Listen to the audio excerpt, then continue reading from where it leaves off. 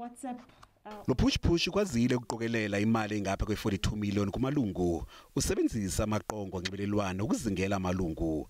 Amalungu befaka imali ngeka180 zeyawugqiba khuthaza amanye amalungu amahlanu kuba abe yinxalenye yaLoPhush Phush ukuze akwazi ukufumana igrocery yonyaka. Kunje ibutho lonothimba selithimbe imali engapha kwe80 million kuquka neemoto ezintathu zabalawuli balo-Phush Phush. During the period of the hard lockdown, social media platforms were and are still flooded with schemes promising to double your money over the shortest period of time. They only sell a fantasy. The idea of getting rich quickly always results in most consumers losing their hard-earned cash.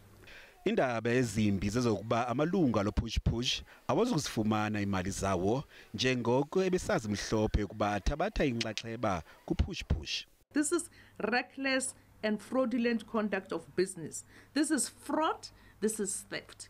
But it's also contravention of the Banks Act and the Financial Services Act in that they don't have a license to be obtaining cash or getting deposits from the public. In terms of the Consumer Protection Act, yes, we will be taking action against all participants and promoters, those that went to social media to promote the scheme. We will be taking action against them.